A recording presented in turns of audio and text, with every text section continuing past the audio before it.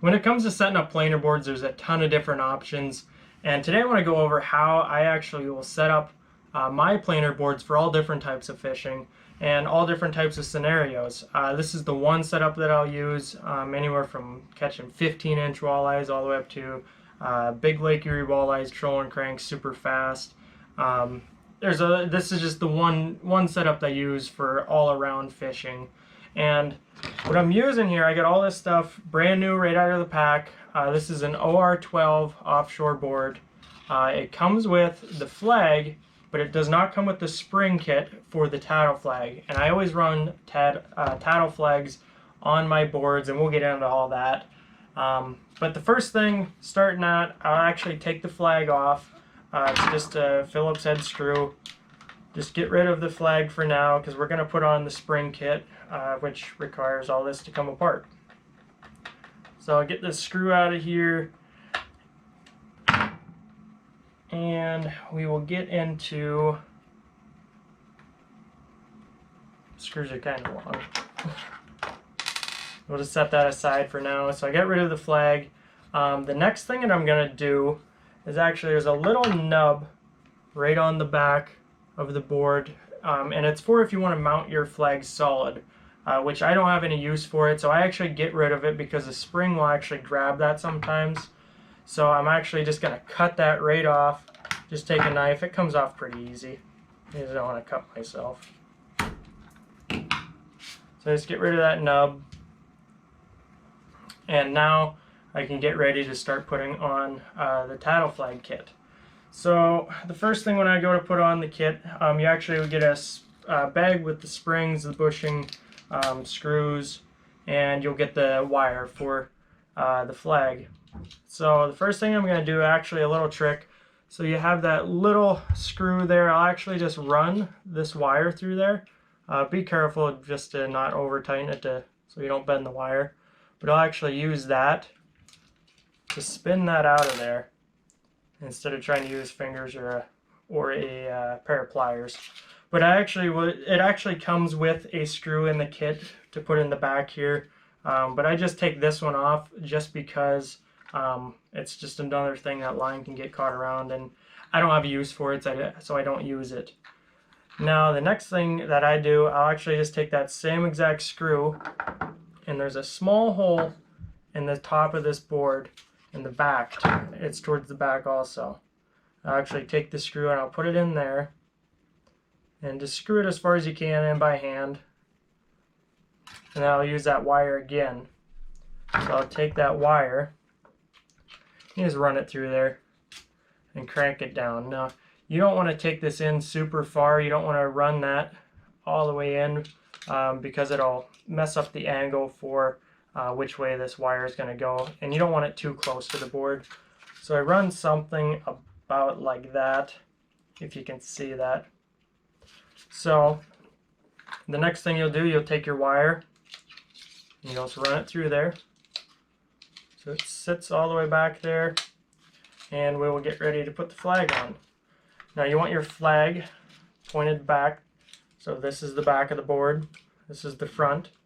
Now you want your flag pointing to the back because it's going to tilt down like that.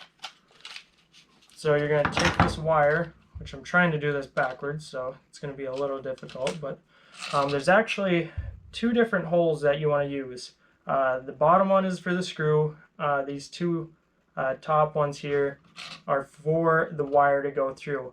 I like to use the one towards the back, or actually towards the front in this case.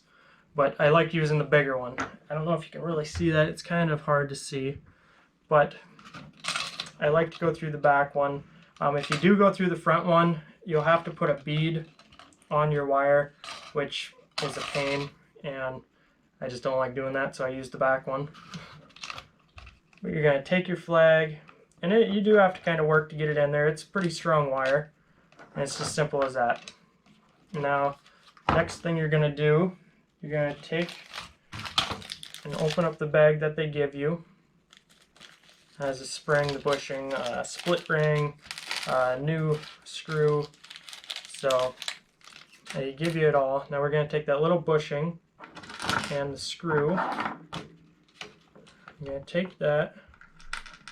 We're actually going to put the bushing down first. We're going to go right through that original hole that the flag came out of.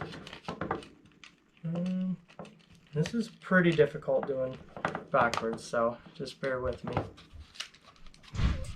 And that is pretty much the setup right there. Now you're going to screw that all the way in. I like to go till it's just snug, and then I back it off about a half a turn. So just go all the way. Don't over tighten it because it's just plastic. So I just went till it's snug. I just back it off like a half a turn, just so that flag can move freely. Now the last thing to do for your tattle flag is just run this wire up through here. Well, I had it backwards. Run the wire through there, and back up through here again. And that's pretty much the tattle flag setup right there. It's super easy. It's really easy to change. You just move the wire up or down on the holes depending how much tension you want. It's a really easy setup, and it's really good for when you want to troll lures and then you want to switch to, say, pulling spinners with half-ounce weights. It makes a huge difference, and it makes it really easy to detect them really light bites, especially on Erie.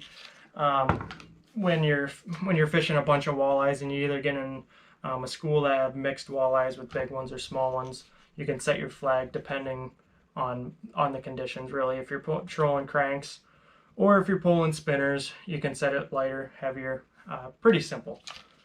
But getting into the next thing, I'll actually finish this tattle flag up. You can well, this was actually what I was talking about earlier. The snaps that I use. This is just a snap weight snap from Cabela's, and I actually really like these for the boards and anything above 45 degrees. When you start getting below 45 degrees, these clips will actually start to break. That little green part on there, then will actually break off in the really cold weather. So in that case, I'll go to an OR19 heavy release, and I'll use that. But for the most part, I almost always use these except in the cold. So all you do, it's just a split ring. They already come with the split rings on them. You just put that through the loop in the back, and that's pretty much it. Now you do want to make sure your snap is facing the outside of the board, so you're not twisting it around all the time. Just make sure that piece there is facing on the outside. Now getting into the last thing, I believe, is the snap that you put on in the middle. And this is an OR18 snapper. It's really nice. It's really well, you can adjust it to any tension really, and it's good for braid, mono.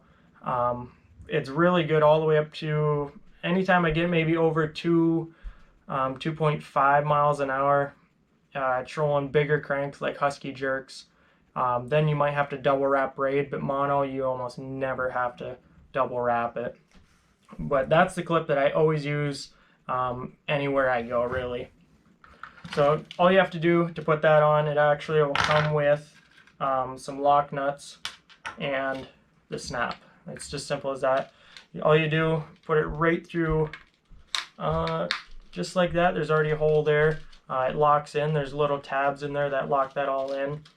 And you just take your lock nut, put it on there.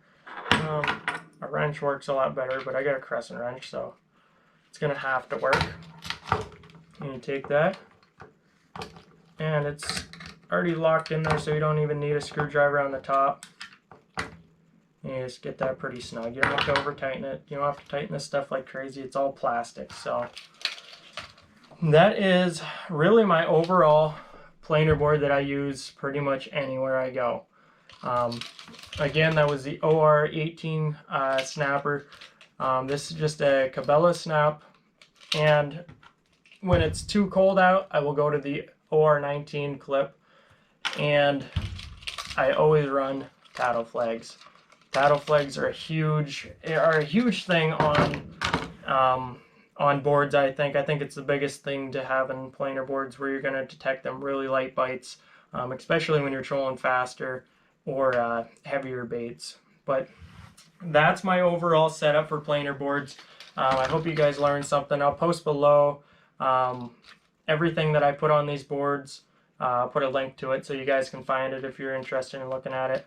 But overall, that's the board that I use throughout the year, and I mean I really like it. So hopefully you guys learned something and you guys can get out there and use these for yourself.